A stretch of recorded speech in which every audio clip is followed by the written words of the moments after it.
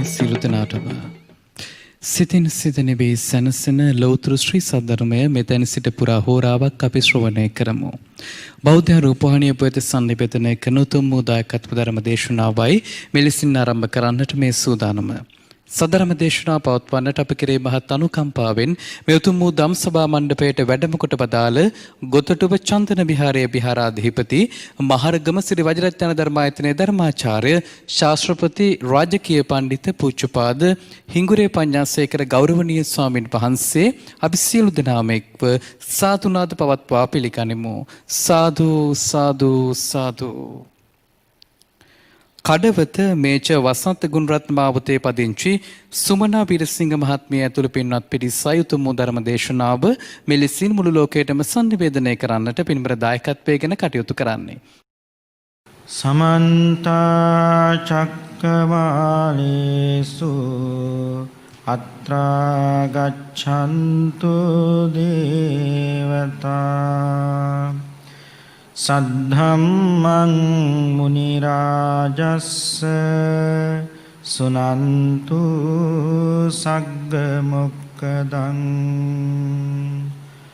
ධම්ම ශ්‍රවණ කාලෝ අයං භදන්තා ධම්ම ශ්‍රවණ කාලෝ අයං භදන්තා ධම්ම ශ්‍රවණ කාලෝ අයං භදන්තා. සාදු සාදු සාදු. නමෝ තස්ස භගවතෝ අරහතෝ සම්මා සම්බුද්දස්ස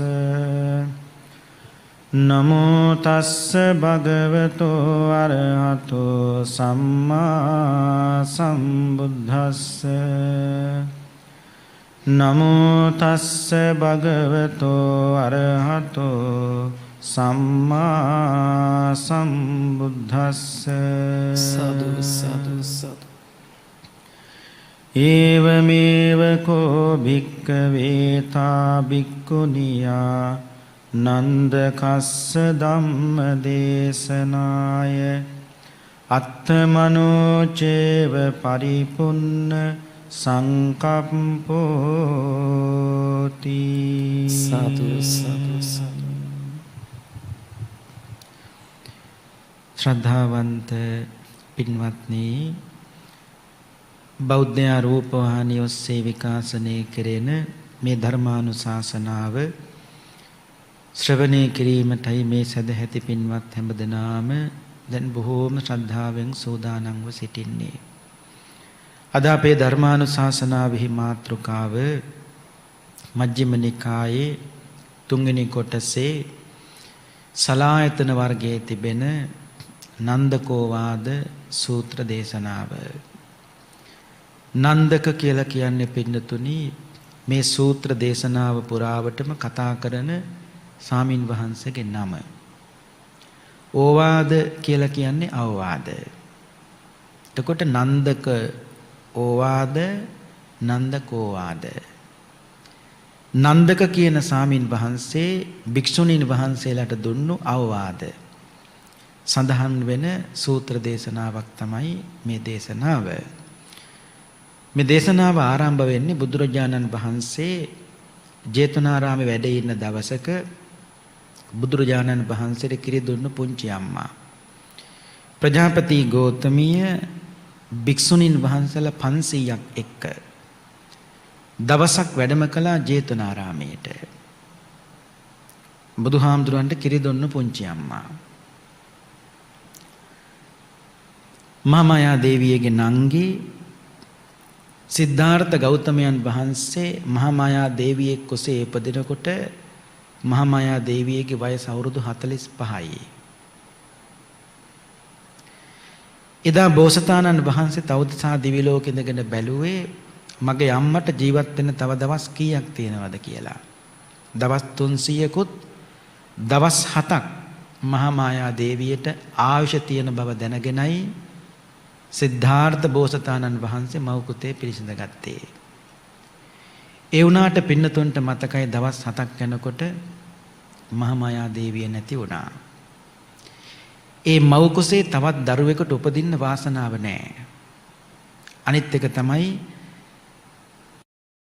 ඒ ගර්භාෂය තුළ එහෙම නැත්නම් ඒ මව් කුසේ තවත් දරුවෙකුට උපදින්න පුළුවන් කමකුත් නැහැ. ඒ නිසායි දවස් 7ක් යනකොට ඒ මව කරුරිය කරන්නේ.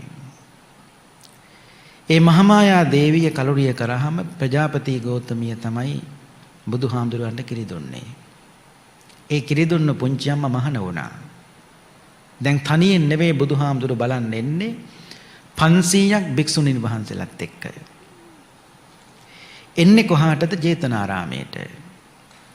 ඒ ආපු වෙලාවේ බුදුරජාණන් වහන්සේ ආනන්ද හාමුදුරුවන්ට කතා කරලා කිව්වා, ආනන්ද මේ භික්ෂුණීන්ට බණ කියන කටයුත්ත හැමදාම මට කරන්න බෑ.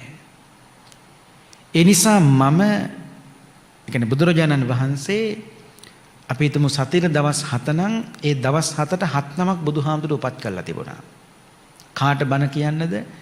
භික්ෂුණීන්ට බණ කියන්න. ආනන්දහන්ට කතා කරලා බුදුහාමුදුරුවෝ කියනවා, ආනන්ද අද බලන්න කාටද භික්ෂුණීන්ට බණ කියන්න තියෙන්නේ.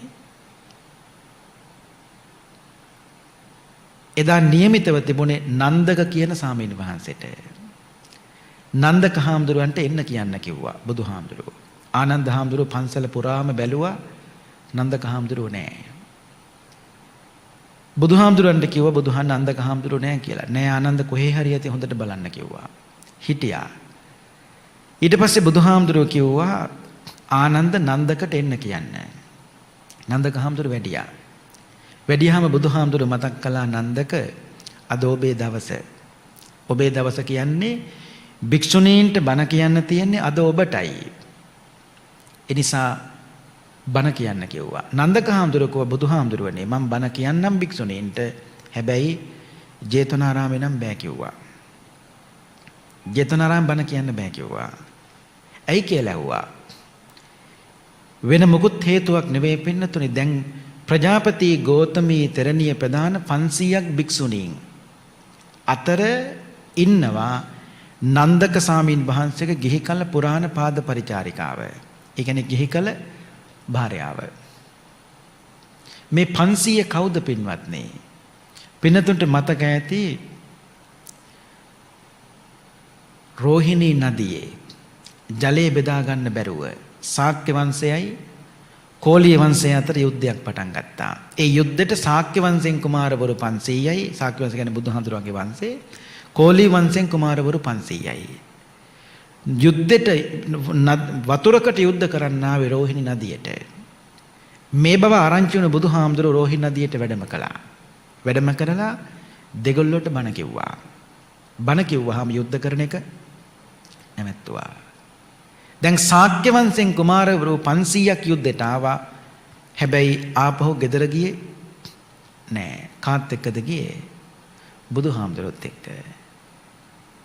බුදුහාමුදුරුවොත්. එතකොට ඒ බුදුහාමුදුරුවොත් එක්ක නැත්තම් රෝහිණී නදියේ ජලය බෙදා ගන්න බැරුව ශාක්‍ය වංශෙන් යුද්ධයට ආපු කුමාරවරු 500න් එක්කෙනෙක් තමයි කවුද?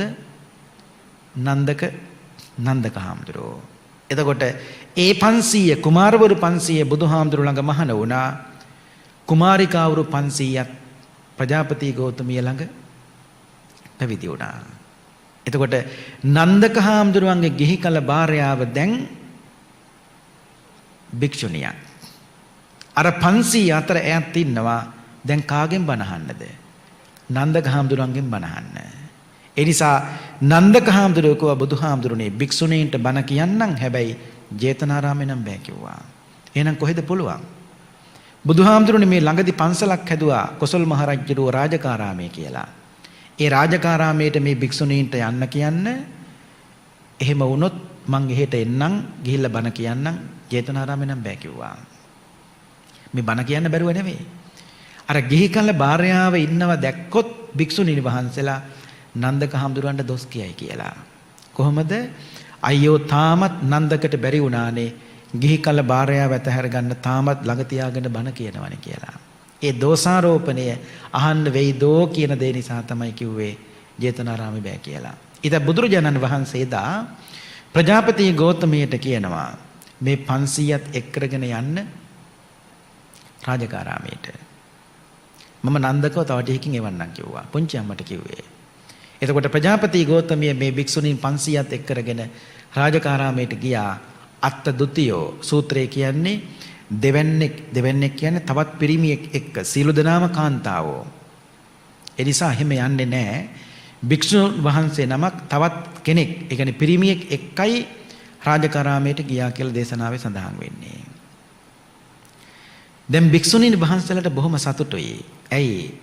භික්ෂුණීන් වහන්සේලා හරියම ආසයි පින්නතු නන්දක හාමුදුරුවන්ගෙන් බණ අහන්න. උන්වහන්සේට බොහොම ලස්සනට බණ කියන්න පුළුවන්.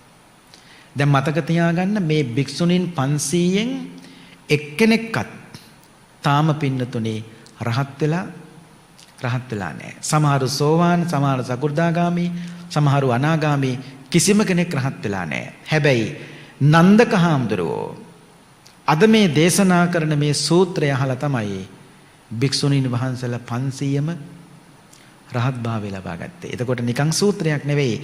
භික්ෂුණීන් 500ක් රහත් මගඵල ලැබපු සූත්‍රයක් තමයි නන්දකෝවාද සූත්‍රය කියලා කියන්නේ. මේ දේශනාවේ අවසානයේ සඳහන් වෙනවා මෙතන හිටියා කියලා, මේ 500 අතර හිටියා කියලා අවුරුදු 7ක සාමණේරියක්. අවුරුදු 7ක සාමණේරියක්.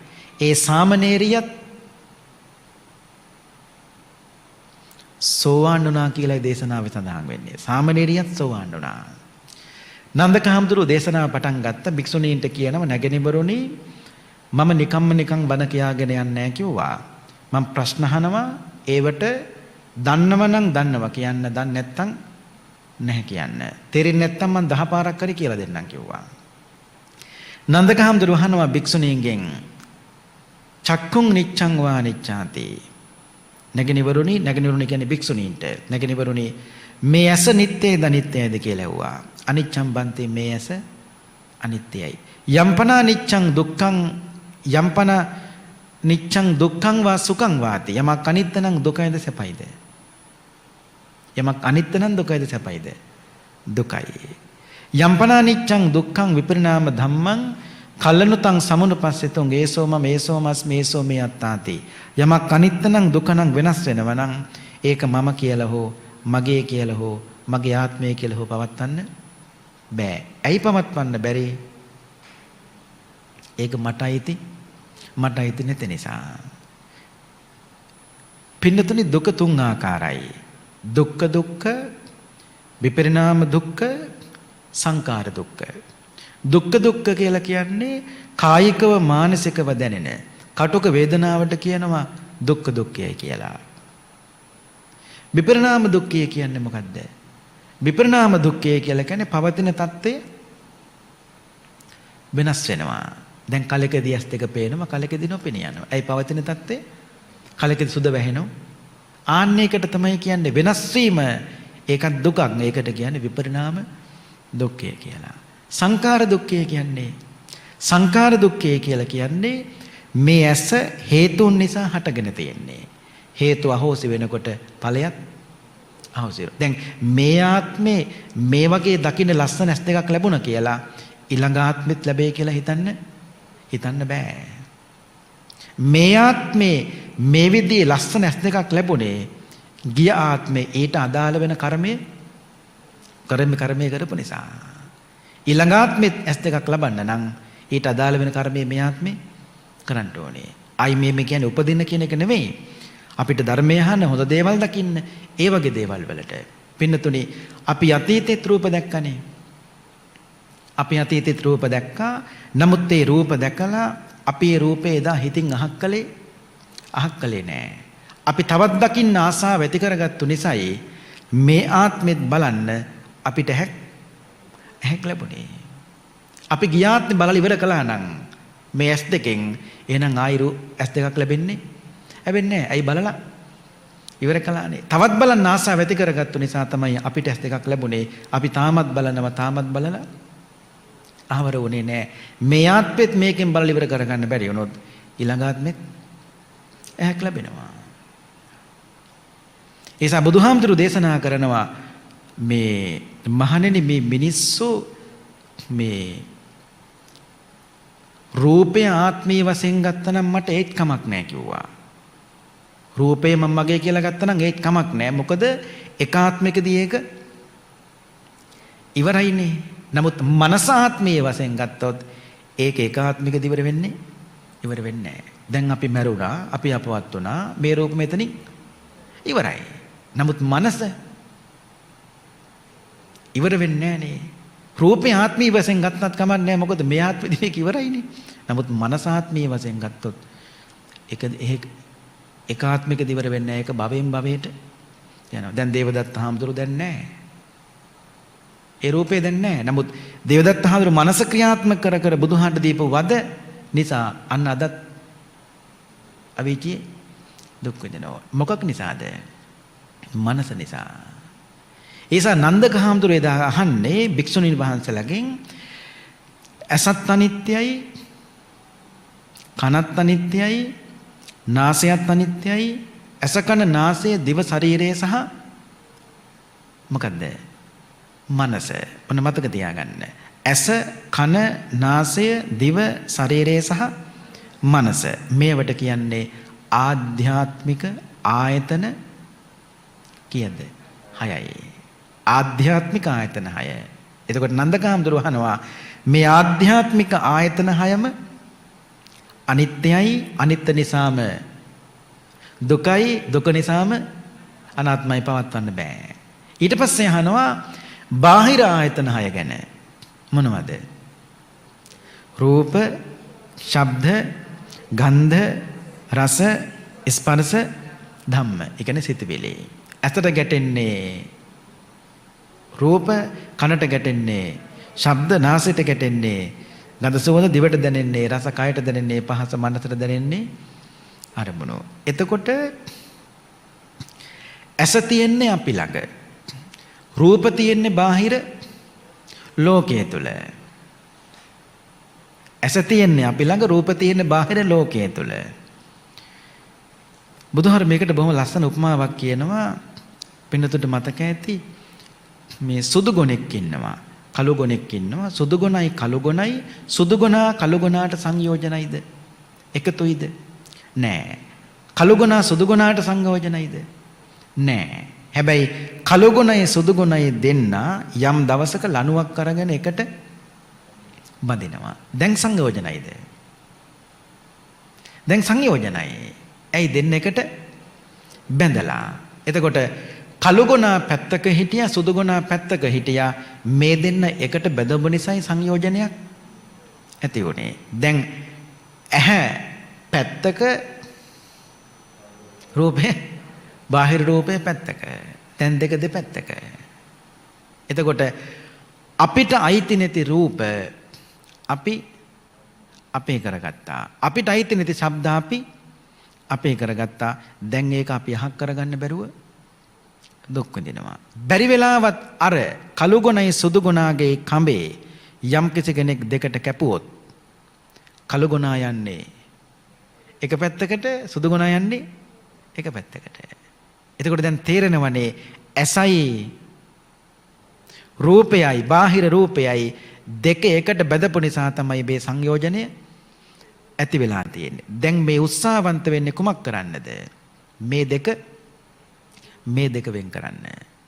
අපි අතීතයේ රූප හොයපු නිසායි, ඒ රූපේ තාම හම්බුන් නැති නිසායි පින්නතුනි හැමතැනම ඒ Taman දැකපු රූපය අපි තාමත් හොයන්නේ. අසමහර හොයන්නේ හරියට හොයනවා. හැම කඩයක් ගානෙම හොයනවා. ඒ කියන්නේ වරදක් කියනව නෙමෙයි, ඒක තමයි සිතේ ස්වභාවය. මම මේක ගොඩක් කල් ඉඳලා හෙව්වේ. හැම කඩේකම හෙව්වා. ඒත් හම්බුන්නේ අද තමයි හම්බුනේ. එතකොට ඒ වගේ රූපයක්, ඒ වගේ දෙයක් හෙව්වේ අද විතරක් නෙවෙයි, අතීතෙත් ඒ දේ දැකලා මනසේ කොහේ හරි තැන්පත්ත තිබුණා. ඒ තැන්පත්ත තිබුණු රූපය දැන් හැමතැනම හොයනවා.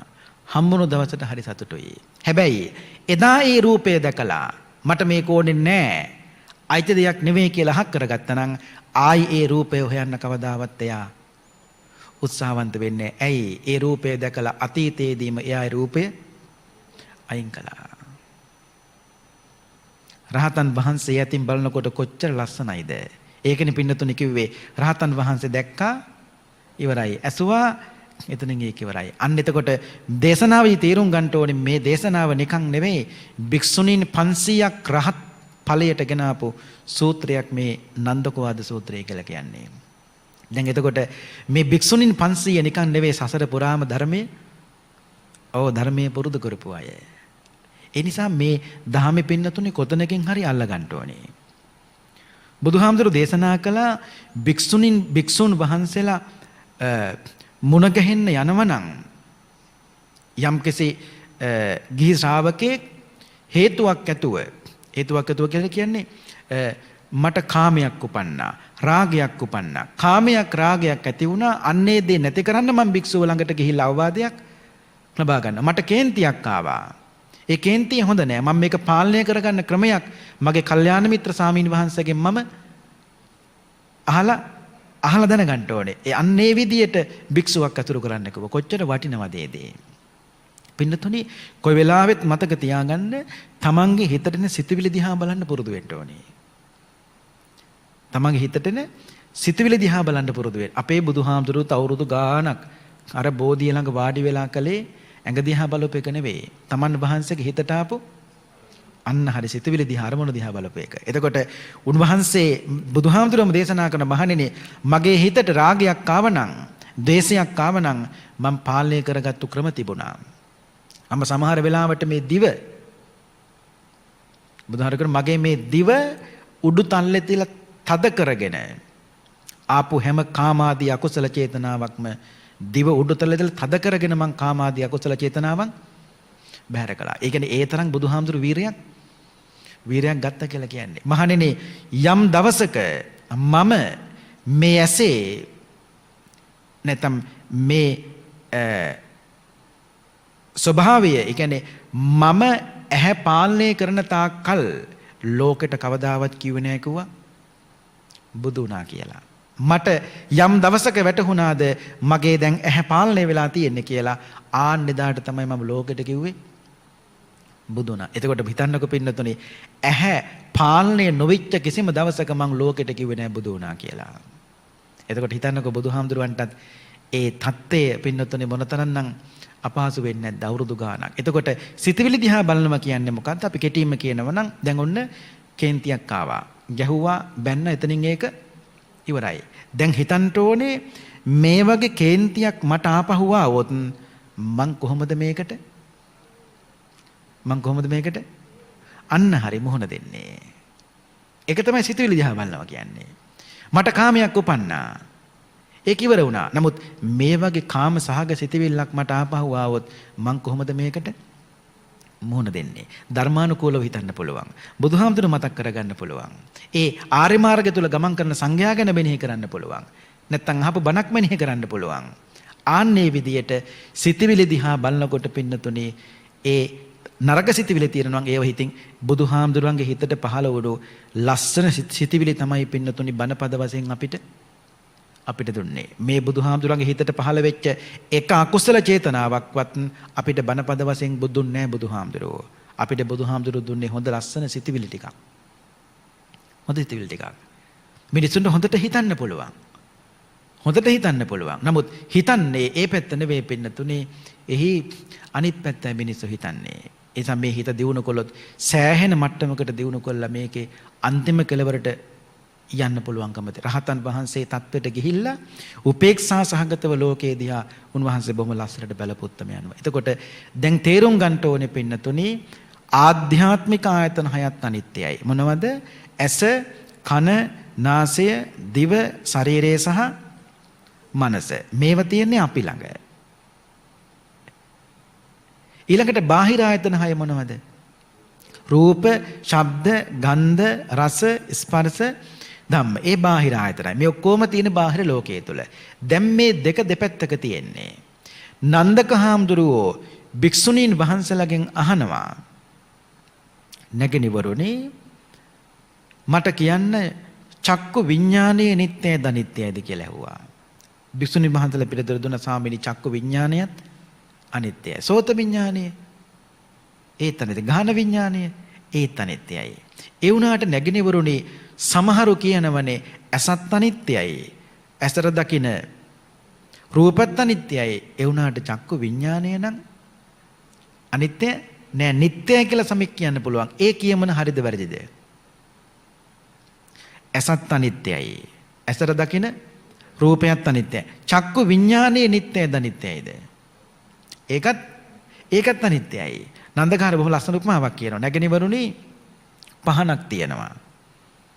යමෙක් කියනවා ඒ පහනේ තෙලුත් අනිත්‍යයි, තිරෙත් අනිත්‍යයි, වැටියත් අනිත්‍යයි. හැබැයි පහනෙන් නිකුත් වෙන ආලෝකය නම් නිට්ටයයි කියලා යමෙක් කියන්න පුළුවන්. ඒ කියමන හරිද වැරදිද? වැරදි. පහනත් අනිත්‍ය නම්, තෙලුත් අනිත්‍ය නම්, තිරෙත් අනිත්‍ය නම් ආලෝකය විතරක් නිට්ටය වෙන්න විදියක් නෑ. ඒ වගේ තේරුම් ගන්න ඕනේ. ඇසත් අනිත්‍ය නම්, රූපත් අනිත්‍ය නම් චක්කු විඥානය විතරක් නිට්ටය වෙන්න විදියක් නෑ. ඇසක් තිබෙනව නම් ලෝකේ දකින්න රූපක් තියෙනව නම් දකින්නමයි කියන කාරණාව සිද්ධ වේද නැද්ද?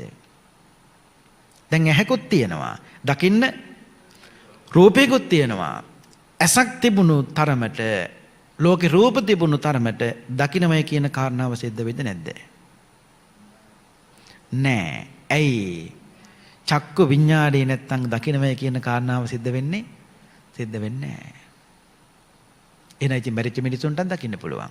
මරිච්ච මිනිස්සෙකුට බලෙන් හරි ඇස් දෙක පැල රූපයක් පෙන්වන්න බලන්න බෑ. ඇයි? ඒ මනුස්සයාගේ චක්කු විඤ්ඤාණය මැරිලා. බලෙන් හරි ඇස් දෙක අරින්න පුළුවන්. අපි හිතන රූප වෙන්නේ නෑ, පේන්නේ නෑ, පින්නතුනේ චක්කු විඤ්ඤාණය නැති නිසා.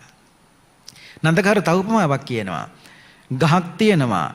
යමෙක් කියනවා නැගෙනවරුනි ඒ ගහේ කඳත් අනිත්‍යයි, කොළත් අනිත්‍යයි, අතපතරත් අනිත්‍යයි. හැබැයි ගහෙන් තියෙන හෙවණැල්ල නම් නිට්ටයයි. ඒ කියමන හරිද වැරදිද? වැරදි. ගහත් අනිත්‍ය නම්, කඳත් අනිත්‍ය නම්, කොළත් අනිත්‍ය නම් හෙවණැල්ල විතරක් නිට්ටය වෙන්න විදියක් නෑ. ඒ වගේ තේරුම් ගන්න ඕනේ. ඇසත් අනිත්‍ය නම්, රූපයත් අනිත්‍ය නම් චක්කු විඥානය විතරක් නිට්ටය වෙන්න විදියක් නෑ. පින්නතුන්ට මතක ඇති අපේ භාග්‍යවතුන් වහන්සේ දේශනා කළා පළගැටිය කියන සතා පහන් දැල්ලට හරි ආසයි. ඌට දෙක දකිනකොට ඇහැට හරි සනීපයි, ප්‍රියයි. ඌ කරන්නේ මොකද්ද? පහන් දැල්ලේ ඒක දකිනකොට ඒක පිනවන්න වැඩි කමට ඌ පහන් දැල්ලට මොකක් පිනවන්නද ගියේ? ඇස පිනවන්න ගිහිල්ලා පළගැටිය අර පහන් දැල්ලට පැන විනාශ වුණාසේ මහණෙනි මේ ලෝකේ සත්වේනොත් මේ ඇස පිනවන්න ගිහිල්ලා නිකන් නිකරුණේ විනාශ ස්වභාවයටපත් වෙනමයි කිව්වා. ඊළඟට කන මොකටද උපමා කළේ? වැද්දෝ කැලෑව ඉඳගෙන වස්ත්‍ර ද්‍රාවයක් පිඹිනවා. වස්ත්‍ර ද්‍රාවය කියන්නේ පින්නතුනි බටලා හඬට.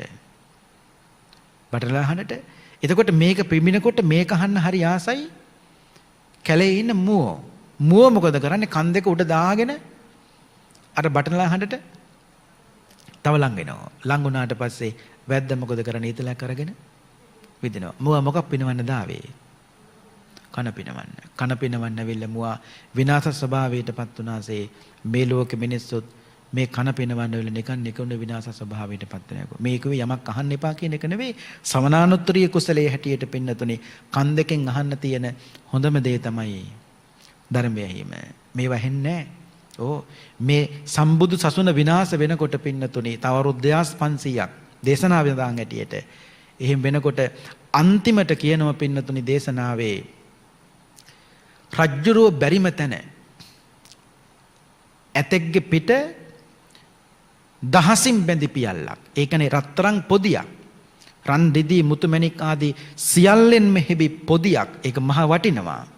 ඒ පොදිය තියෙනවා ඇතාගේ පිට උඩ තියලා ඇමති කෙනෙකුට කියනවා මේ ඇතාගේ පිට නුඹත් නැගලා ගමක් ගානේ වීතියක් ගානේ ගිහිල්ලා බුදුරජාණන් වහන්සේගේ සතර පද ගාතාවක් දන්න මිනිහෙක් ඉන්නවනම්, සතර පද ගාතාවක් දන්න මිනිස්සෙක් ඉන්නවනම් ගාතාවක් කිව්වොත් ඒ මිනිස්සයාට මේ රත්තරන් ටික ඔක්කොම දෙන්න. මේ මිනිස්සයා මේකත් අර ටික අරගෙන ඇතාගේ පිට නැගලා යනවා. බුදුහාමුදුරන්ගේ හතර පද ගාතාවක් මතක තියෙන මිනිහෙක් එදාට නෑ. කොච්චර කාලෙකදී මේ අවුරුදු දැන් 2564යිනේ. තව අවුරුදු 2500 ගායක අවුරුදු 5000ට මේ සම්බුද්ධ ශාසනය අවසන් වෙන කිට්ටු වෙනකොට සතර පද ගාතාවක් තියෙන මිනිස්සෙක් මේ මතක තියෙන මිනිස්සෙක් මේ ලෝකේ නෑ. අන්තිමට කරන්නේ මොකද්ද? අර රත්තරන් ටික ඇතාගේ පිට පටවපු ඒ සියලු දේම ආපහු රජුරු යවනවලු භාණ්ඩාගාරයට. ඇයි? මතක තියෙන මිනිස්සෙක් නැති නිසා. එතනින් පස්සේ මේ සියල්ලම අවසానයි. එදාට තමයි පින්නතුනේ මේ බුදුරජාණන් වහන්සේගේ ධාතු පරිනිර්වාණය කියන එක සිද්ධ වෙන්නේ. අර සමස්ත දිවි ලෝකේ, මනුස්ස ලෝකේ, බ්‍රහ්ම ලෝකේ කියන මේ සෑම තැන්නෙම තියෙන සියලුම ධාතුන් වහන්සේලා බුද්ධ ගයාවට වැඩම කළාට පස්සේ අබ ඇටයක් තරම්වත් භාගතුන් වහන්සේගේ ධාතුන් වහන්සේලා ඉතුරු වෙන්නේ නැහැ. එදාට මේ තියෙන රත්තරන් පිළිම, රිදී පිළිම, මණික් පිළිම භාගතුන් වහන්සේ වෙනුවෙන් නිර්මාණය වෙච්ච ඒ සියල්ලත් එදාට නැති වෙනවා. කෙනෙකුට හිතෙන්න පුළුවන් බුදුහාරගේ ධාතුන් වහන්සේලා විතරයිනේ නැති වෙන්නේ. 5000 ඉක්ම ගියතන කියලා. අනිත් ඒවා ඒ කියන්නේ බුදුහාරගේ පිළිම තියෙනවනේ කියලා. නෑ, ඒක පිළිමයක්වත් එදාට ඉතුරු වෙන්නේ නෑ. ඒ සියල්ලත් පින්නතුණි අන්තර්ධාන වෙනවා. එතකොට හිතන්නකෝ ඒ කාලෙට බණ පදයක් දේශනාවේ සඳහන් වෙනවා පින්නතුණි මිනිස්සුන්ට භික්ෂුන් වහන්සේලා කියනවා කුසල කරන්න කියලා. එදාට මිනිස්සු කියනවලු ඔබ වහන්සේලා කුසල කරන්න කියනවා. අපි මේ බලන්නේ දරුවෝ ආරක්ෂා කරගන්නේ කොහොමද කියලා. ඒ කියන්නේ මිනිස්සු එදාට කුසලයට හරියට කම්මැලි වෙනවා. ඒ නිසා ප්‍රත්‍ය පහසුකම් භික්ෂුන් වහන්සේලා නොලැබෙනකොට ධර්මදර විනයදර භික්ෂුන් වහන්සේලා කරන්නේ මොකද්ද? ඈත ආරණ්‍ය සේනාසන වලට වඩිනවා. එදාට නගරේ ඉන්න මිනිස්සුන්ට ධර්මයේ පිළිබඳව ගැටලුවක් ඇති වුණොත් විසඳගන්න භික්ෂුවක් නැහැ. භික්ෂුන් වහන්සේලා උත්සාහ කළා මිනිස්සු කුසලයට ගන්න. නමුත් එදාට මිනිස්සු කියන්නේ මොකද්ද? කුසල කරන්න ඔබ වහන්සේලා කතා කරනවා. අපි මේ කතා කරන්නේ දරුවෝ රැකගන්නේ කොහොමද කියලා. මොනෝ කරන්නත් කාලා බීලා ඉන්න එපාය. ඒ විදිහේ කතා මිනිස්සු එදාට අනාගතේ කියන්න පටන් ගන්නවා. ඉතින් භික්ෂුන් වහන්සේලා කල්පනා කරනවා මිනිස්සුන්ටත් කුසලයේ ඕනේ නැත්තම් අප මොකටද කියලා හිතන එක නෙවෙයි. භික්ෂුන් වහන්සේලා කරන්නේ මොකද්ද? තමන්ගේ ආධ්‍යාත්මික දියුණුව වෙනුවෙන් ආරණ්‍යගත වෙනවා. එහෙම ආරණ්‍යගත වුණාම මිනිස්සුන්ට ප්‍රශ්නයක් ඇති වුණාට පස්සේ කියන්න කවුරුත් නැතු. එතකොට ටිකෙන් ටික ආන්නේ විතර ධර්මයෙන් ඈත් වෙනකොට දේශනාවේ සඳහන් වෙනවා අන්තිමට තමයි පින්නතුණි අර ඇතාගේ පිට රත්තරන් තියලා රජ්ජුරුව වහන හතරපද ගාතාවක් මතක තියෙන මිනිසෙක් ඉන්නවද කියලා. අනාගතේ රජ්ජුරුව ධර්මයෙන් පිරිහෙනකොට සාමීන් වහන්සේලා රජ්ජුරුවන්ට කියනවා ඔහොම නෙවෙයි පාලනය කරන්නේ මෙහෙමයි කියලා. රජ්ජුරුව එදාට කියනවා මගේ වරදක් නෑ හාමුදුරනේ ඇමතිරුන්ගේ වරද කියලා. එතකොට හාමුදුරුවෝ කරන්නේ මොකද්ද? ඇමතිරුන්ට කියනවා. ඇමතිරු කරන්නේ මොකද්ද? අපේ වරද නෙවෙයි. රජ්ජුරුවන්ගේ වරද. එතකොට රජ්ජුරුවෝ ඒ වරද පටවනවා ඇමතිවරුන්ගේ පිට, ඇමතිවරු ඒ වරද පටවනවා රජ්ජුරුවන්. දෙගොල්ල දෙපැත්තට අදිනකොට අධර්මිෂ්ඨ පාලනයක් උදා වෙනකොට මිනිස්සු ඔක්කොම කුසලෙන් පිරිහෙනවා. ඒ අනාගත සිද්ධ වෙන දේවල්. එතකොට හිතන්න පින්නතුනේ අද මේ කාලේ බණ හෙන කාලේ සවනානුත්තරී කුසලයේ හැටියට අද මේ හෙන දේ පින්නතුනේ අද මේ තප්පරෙන් තප්පර විනාඩියෙන් විනාඩිය කොච්චර බණ හෙනවද? නමුත් අනාගතේ ඒ ටික නැති වෙනවා. ඒ නිසායි මේ කන් දෙකෙන් අහන්න පුළුවන් හොඳම දේ තමයි සවනානුතුරී කුසලයේ හැටියට හොඳට බණාන්ට ඕනේ සුසූතා ලබතේ පඤ්ඤං. ධර්මයේ අහනකොට පින්නතුනි හොඳට ප්‍රඥාවත් දියුණු වෙනවා. හිතන්න පුළුවන්කම තියෙන මිනිසුන්ටයි බුද්ධිය ටික ටික අවදි වෙනවනේ. අර කියන්නේ පින් කරනකොට පෙර පිනත් මතුවෙලා වෙනවා කියලා. අකුසල කරනකොට පින්නතුනි මතුවෙන්න තියෙන පිනක් තියෙනවා නම් ඒකත් සමහරවිට නැති වෙන්න පුළුවන්. කුසල කරන්න එතකොට පෙර පිනත් හොඳට මතුවෙලා එනවා. අපි සසරෙත් පින්නතුනි හොඳට බණ අහපු අය මේ. ඒ නිසානේ බණ අහන්න හිතෙන්නේ. ඒව නැතු හිතෙන්නේ නැහැ. සමහරුන්ට මේ බණ ඇහෙන කාලේ වැඩි අහන්න ඕන කමක් නැහැ. ඒ වැඩිපුර ඇහෙනවනේ. හැබැයි ඇහෙන්නේ නැති වෙනකොට හරියට අහන්න ඕන. එතකොට ලං කළා අහන්න, වැඩි කළා අහන්න ඕන වෙනවා. හැබැයි එදාට ඇහෙන්නේ නැහැ. ඒස හොඳට කුසලයේ දියුණු කරන්න උත්සාහවන්ත වෙන්න. ඉන්පස්සේ පින්නතුනි නන්දක හාමුදුරුව මතක් කළා ආධ්‍යාත්මික ආයතන හයත් අනිත්‍යයි, බාහිර ආයතන හයත් අනිත්‍යයි. ඊට පස්සේ චක්කු විඥානයත් අනිත්‍යයි, සෝත විඥානය, ගාහන විඥානය, જીවහා විඥානය, කාය විඥානය සහ මනෝ විඥානය කියන මේ ආයතන හයත් අනිත්‍යයි. එතකොට ඉන්පස්සේ නන්දක හාමුදුරුව බොහොම ලස්සන උපමාවක් දේශනා කරනවා. පින්නතුන්ට මතක ඇති ඒ දේශනාවේ කියන්නේ මේක තමයි අන්තිමට කියන උපමාව. නන්දක හාමුදුරුව කෙලෙස් සහිත පුජ්‍යලයක් සහ කෙලෙස් රහිත පුජ්‍යලයක් අතර ඇති වෙනස. ඒ කියන්නේ රහතන් වහන්සේ සහ අපේ අතර ඇති වෙනස. මතකයිනේ. ලස්සන උපමාවක් ඒක. මේ උපමාව තේරුම් ගත්තොත් දේශනාව සාර්ථකයි. මොකක්ද උපමාව? දක්ෂ ගව ඝාතකයෙක් ඉන්නවා. ඒ කියන්නේ හරක් මරන මිනිස්සේ. හරක් මරන මිනිස්සේ. මේ හරක් මරන මිනිස්සයා ගන්නම හොඳට කැපෙන තියුණු පිහියක්. පිහියක් අරගෙන ගවයෙක් ළඟට ගිහිල්ලා හරකගේ හැම කපන්නෙත් නැහැ. මස් කපන්නෙත් නැහැ. නහර කපන්නෙත් නැහැ. ඒක ලේ බින්දුවක්වත් බිම දාන්නෙත්. මේක මැජික් එකක් නෙවෙයි. මේක දක්ෂ ගව ඝාතකයෙකුට කරන්න පුළුවන් මේක. හැම කපන්නෙත් නැහැ, මස් කපන්නෙත් නැහැ, නහර කපන්නෙත් නැහැ. ඒක ලේ බින්දුවක්වත් බිම දාන්නෙත් නැහැ. පින්නතුනි හරකගේ හැමයි මසයි අතර තියෙනවනේ සුදු පාට. අන්න හරි. සිවියක් තියෙනවනේ. අපේ හැමත් මසත් අතර සුදු පාට සිවියක් තියෙනවා. ඔය තුවාලයක් උනහම බලන්නකෝ. ඒ වගේ හරකගෙත් හැමත් මසත් අතර තියෙන සුදු පාට සිවියක්. ඒ සිවිය දිගේ මේ දක්ෂ ගවඝාතකයා හිමීහිට පිහේ යවනවා. ටික ටික කපනවා. කපන්නේ මොකද්ද? හැම නෙවෙයි, මසත් නෙවෙයි. කපන්නේ සුදු පාට. දැන් මේ කියන්න හදන්නේ මොකුත් නෙවෙයි. රහතන් වහන්සේ සහ අපේ අතර ඇති මේස. මහ පුදුම ලස්සන උපමාවක් මේක. උපමාවක්. එතකොට හැමයි මසයි අතර තියෙන සුදු පාට සිවිය අතරින් විතරක් මේ ගවඝාතකය පිහිය හිමීහිට යවනවා. දැන් එතකොට ලේන්නේ නැහැ. මේක පරිස්සමෙන් කරන්න ඕනේ. යන්තම් හරි පිහිය අත එහා මෙහාට ගියොත් එක්ක හැම කැපෙනවා නැත්නම් නහර කැපෙනවා. එතකොට ලේ ආවොත් වැඩක් නැහැ.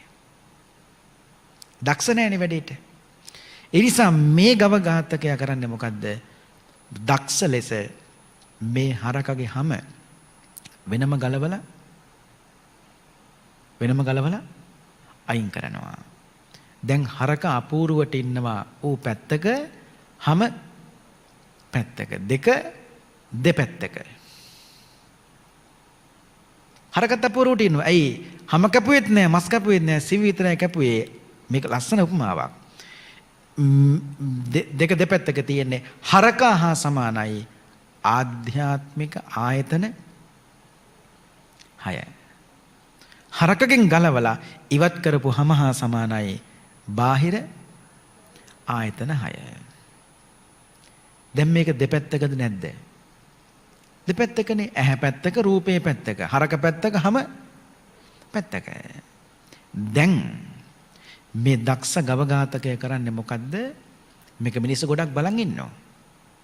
ගොඩාක් මිනිස්සු බලන් ඉද්දි මේ වැඩේ කරේ මේ ගවඝාතකයා. දැන් මේ ගවඝාතකය කරන්නේ මොකද්ද? අර හරකගෙන් ගලවලා ඉවත් කරපු හැම තියෙනවනේ. ඒ හැම අර හරකගේ ඇඟට උඩින් ඒ විදියටම පොරවනවා. උගෙන් ගලවපු හැමනේ ඒ හරකටම උඩින් පොරවනවා. පොරවලා අර බලන් හිටපු මිනිස්සුන්ගෙන් අහනවා මේ දක්ෂ ගවඝාතකයා, මිනිසුනේ නුඹලට පුළුවන් නම් කියන්න ඉස්සෙල්ලා හිටපු හරකමද මේ නැත්තම් වෙන එකෙක්ද? දැන් ඒ හරකගෙන්මයි ඒ හැම ගැලෙව්වේ. ඒ හරකටමයි ආපහු උඩින් ඒ හැම පෙරෙව්වේ. දැන් අහන්නේ ගවඝාතකයා, මිනිසුනේ නුඹලට පුළුවන් නම් කියන්න ඉස්සෙල්ලා හිටපු හරකමද ඉන්නේ නැත්තම් මූ වෙන එකෙක්ද? ඔයයන්ට පුළුවන් නම් කියන්න. ඉස්සෙල්ලා හිටපු හරකම තමයි ඉන්නේ. නමුත් ඒ හරකගේ හැමයි අතර දැන් කිසිම සම්බන්ධයක් නැහැ. කොච්චර ලස්සනයිද? ආන්නේ වගේ තමයි කව කවුද? රහතන් වහන්සේ. කොයි වගේද? රහතන් වහන්සේ ඇසත් රූපයත් අතර දැන් කිසිම සම්බන්ධයක් නැහැ. රහතන් වහන්සේ කනත් ශබ්දයත් අතර දැන් කිසිම සම්බන්ධයක් නැහැ. එතකොට දැන් මේක තව තේරුම් ගන්න ඕනේ. කොහොමද? දැන් දක්ෂ ගවඝාතකයා හරකට හානි කළේ නැහැ, හැමට හානි කළෙත් නැහැ. රහතන් වහන්සේ බුදුහාමුදුරු දේශනා කරනවා මේ ඇසනිසයි රූප දකින්නේ කියලා ඇස් දෙකට හානි කරගත්තේ. එතකොට ප්‍රශ්නේ විසඳෙන්නේ නැහැ. ඇස් දෙක අන්ධ කරගත්තයි මොකද්ද කියලා. ඒ ප්‍රශ්නේ විසඳෙන්නේ නැහැ මේ ප්‍රශ්නේ. එතකොට රූප නිසයි දකින්න ලැබෙන්නේ කියලා රූප වලට හානි කළෙත් නැහැ. එතකොට ඇසට හානි කරගත්තෙත් නැහැ, රූප වලට හානි කළෙත් නැහැ. එහෙනම් මොකක්ද කළේ? දක්ෂ ගවඝාතකයා හමත් මසත් අතර තිබුණු සුදු පාට සිවිය විතරක් අර තියුණු පිහියෙන් කප අයින් කළාසේ රහතන් වහන්සේ ඇසත් රූපයත් අතර තිබුණු තෘෂ්ණා බන්ධනය තීක්ෂණ ප්‍රඥාව නැමැති තියුණු ආයුධය පාවිච්චි කරලා මොකක්ද කළේ? මේ දෙක වෙන් කළා. කොච්චර ලස්සනයිද? එතකොට ඇහැට හානි කළෙත් නැහැ, ඇහැට හානි කරගත්තෙත් නැහැ, රූප වලට හානි කළෙත් නැහැ. ලස්සන දේශනාවක්. මෙන්න මේ උපමාව කියලා අවසන් වෙනකොටම මේ භික්ෂුණීන් වහන්සේලා 500ම රහත්ුනේ නැහැ. ඇයි? පළවෙනි දවසේ මේ එක දේශනාවයි කළේ. තාම කිසි කෙනෙක් රහත්ුනේ නැහැ. සෝවාන් වෙච්ච අය එහෙම්මයි, සකෘදාගාමී එහෙම්මයි, අනාගාමීයත් එහෙම්මයි. එහෙනම් ඇයි අපි මුලින් කිව්වේ මේ දේශනාව අහලයි භික්ෂුණීන් රහත්ුනේ කියලා? පින්වත්නි, ලස්සන සිද්ධිය උනේ මේ දේශනාව මේ විදියට කරලා නන්දක හාමුදුරුවෝ කිව්වා, නැගණිවරුනි දැන් මගේ බණ අහවරයි, කරුණාකර නැගිටලා යන්න කිව්වා. අකමැත්තෙන් බණ කියන ආවෙත් වාඩි වුණෙත් දැන් භික්ෂුණීන් වහන්සේලා නැගිටින්නේ නැහැ. ඇයි? බණ ටික ඒ තරම් ලස්සනයි. නන්දක හාමුදුරුවෝ මොකද කළේ? නැගිට්ටා, හිටියේ රාජකාරාමේනේ, ජේතවනාරාමයට වැඩියා. මේ 500, ඒ කියන්නේ ප්‍රජාපති ගෞතමී තරණීය ප්‍රදාන 500 ආපහු පිටිපස්සෙන් ආවනේ ජේතවනාරාමයට. ඇවිල්ලා බුදුහාමුදුරුවන්ට මතක් කළා, බුදුහාමුදුරුවනේ දැන් හෙටත් බණ කියන්න භික්ෂුවක් එනවනේ. හැබැයි හෙට එන්නේ නන්දක හාමුදුරුවෝ නෙවෙයි. නමුත් ප්‍රජාපති ගෞතමිය එදා ඉල්ලීමක් කළා, බුදුහාමුදුරුවනේ හෙට බණ කියන්න වෙන භික්ෂුවක් එවන්න එපා. හෙටත් අපිට බණ කියන්න නන්දක හාමුදුරුවම එවන්නේ කිව්වා. බුදුහාමුදුරුවෝ මතක් කළා, නන්දක හෙටත් ගිහිල්ලා ඔය බණම කියන්න කිව්වා. ඒක බණනකොට එපා වෙනෝනේ. ඒ නිසා නෙමෙයි, හෙටත් ගිහිල්ලා ඔය දේශනාම කරන්න කිව්වා. එදා පින්නතුනේ නන්දක සාමින් වහන්සේ දෙවෙනි දවසෙත් මේ දේශනාව, ඒ කියන්නේ පළවෙනි දවසේ කරපු දේශනාවම ඒ විදියටම දේශනා කළා. අන්න දෙවෙනි දවසේ දේශනාව, එකම දේශනාව දෙවෙනි දවසේ අහලා අවසන් වෙනකොට තමයි භික්ෂුණීන් වහන්සේලා 500ම රහත් භාවය ලබා ගත්තා කියලා කියන්නේ. බුදුහාමුදුරුවෝ මතක් කළා, නන්දක නුඹේ දේශනාව පළවෙනි දවසේ හොඳ නැතුව නෙවෙයි, පළවෙනි දවසේ දේශනාව හරියට නන්දක චාතුද්දසී පොය දවසේ දැකපු හඳ වගේ කිව්ව භික්ෂුණීන්ට. පින්නතුනේ චාතුද්දසී පොය දවසේ හඳ බලනකොට හඳේ රවුමේ කිසි අඩුවක් නැහැ. නමුත් බලන මිනිස්සයාගේ හිතේ මොකද්ද අඩුවක් තියෙනවා, හඳේ රවුමේ තාම මොකද්ද අඩුවක් තියෙනවා කියලා. ඒ වගේ අර නන්දක හාමුදුරන්ගේ බණේ අඩුවක් නැහැ. පළවෙනි දවසේ භික්ෂුණීන්ගේ හිතේ මොකද්ද අඩුවක් තියෙනවා. හඳ බලන මිනිස්සයාගේ මේ හඳේ අඩුවක් නැහැ. අඩුව තියෙන්නේ බලන කෙනාගේ හිතේ. ඒ වගේ බණේ අඩුවක් නැහැ. වෙලා තියෙන්නේ අහපු කෙනාගේ හිතේ මොකද්ද අඩුවක් තියෙනවා. හැබැයි නන්දක දෙවෙනි දවසේ ඔබේ දේශනාව කළ අහවර වෙනකොට භික්ෂුණීන් වහන්සේලා සතුටු වුණා කව හරියට පුම් පොහොය දවස් දකින හඳ වගේ. හරියටම පොහොය දවසේ හඳ බලන්න හඳේ රවුමේ කිසි කොතනකවත් අඩුවක් නැහැ. හඳ හොඳට පිරලා තියෙනවා. නන්දක දෙවෙනි දවසේ දේශනාවත් අන්න ඒ වගේ කිව්වා. අන්තිමට තමයි බුදුහාමුදුරුවෝ මතක් කළේ, නන්දක දෙවෙනි දවසේ ඔබේ දේශනාව අහලා එතන හිටිය අවුරුදු 7 සාමණේරියක් එයත් නන්දක අඩුම තරමේ සෝවාන් ඵලයටවත් පත් වුණා කියලායි බුදුහාමුදුරුවෝ දේශනාව පින්නතුනේ හමාර කළේ. එසා මතක තියාගන්න මේ භික්ෂුණීන් 500 වෙන කවුරුවත් නෙවෙයි. එදා රෝහිණ නදියේ යුද්ධයට ගියපු කුමාරවරු 500ක් යුද්ධයට ගියා. ඒ 500 බුදුහන් ළඟ මහාන වුණා. අර කුමාරිකාවරු 500 ප්‍රජාපති ගෞතමිය ළඟ මහාන වුණා. එතකොට නන්දක හාමුදුරුවන්ගේ ගිහි කාලේ භාර්යාව මෙතන හිටියා. එයත් තමන්ගේ ගිහි කාලේ සාමි පුරුෂයාගෙන්ම බණහලා නන්දක හාමුදුරුවන්ගෙන් බණහලා රහත් වුණා. මේක තමයි දේශනාව. මේ දේශනාව ශ්‍රවණය කිරීමෙන් පහළ කරගත්තු සියලුම කුසල් බෙලෙන් පින්වත් හැමදෙනාටම උතුම් අමා මහ නිවන් සුවත් සැලසේවායි සාදු කියලා ප්‍රාර්ථනා කරන්න. අද අපේ ධර්මානුශාසනාවෙහි සදැහැති දායකත්වයේ භාරගෙන කටයුතු කළේ කඩවත මේජ වසන්ත ගුණරත්න මාවතේ නම්බර 385න් 4 නිවසේ පදිංචි සුමනා වීරසිංහ මහත්මනිය ඇතුළු දූ දරුවන් විසින් බලාපොරොත්තු වන්නේ නම්බර 385න් 4 නිවසේ පදිංචිව සිටි සුමනා වීරසිංහ මහත්මනියගේ ස්වාමි පුරුෂයා වූ 2016 5 වෙනි මාසේ 24 වන දින මීට වසර 4කට පෙර මිය පල්ලවසපත් වන්ට යෙදුණු චන්දදාස කොඩිතුවක්කු මහත්මයාට පින් අනුමෝදන් කිරීම, එවාගේම සුමනා වීරසිංහ මහත්මනියගේ පියාණන් වහන්සේ වන බී වීරසිංහ පියාණන්ටත් මෑණියන් වන ඒ.ජී. ජේන් නෝනා උපාසිකා මාතාවටත් එවාගේම හෝකන්දර පදිංචිව සිට මියගිය ධර්මසිරි මූණගම අයියාටත් පින් බලාපොරොත්තු වන සියලුම සංසාරගත ඥාතීන්ටත් මේ පින් අනුමෝදන් වේවා. අපවත් වී වදාළ දරණාගම කුසල ධම්මනායක ස්වාමීන්ද්‍රයන්න් වහන්සේ ඇතුළු මේ සසුනට අමිල මෙහෙවරක් කොට අපවත් වී වදාළ සියලුම ස්වාමීන් වහන්සේලා ප්‍රාර්ථනා කළා වූ බෝධියකින් උතුම් නිවනින් සැනසේවා කියන ප්‍රාර්ථනාව.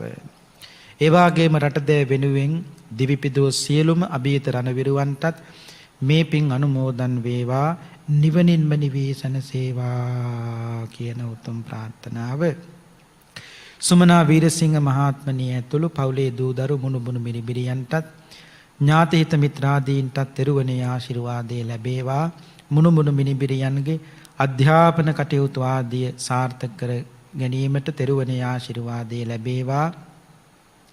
ඒ වගේම ධර්ම දේශනාව සිද්ධ කළ අපටත් බෞද්ධයා මාධ්‍ය ජාලයේ කාර්ය මණ්ඩලයේ හැමදෙනාටමත් ලක්වැසි ලෝවැසි හැමදෙනාටමත් උතුම් රත්නත්‍රේ අනන්ත ගුණ බලයෙන් නිදුක් නිරෝගී සුවපත් භාවයත් දිගාසිරි සම්පන්නියත් ලැබේවා. හැමදෙනාටම චතුරාර්ය සත්‍ය ධර්මය අවබෝධය තුළින් වහවහ නිවන් අවබෝධ වේවා කියන උතුම් ප්‍රාර්ථනාව.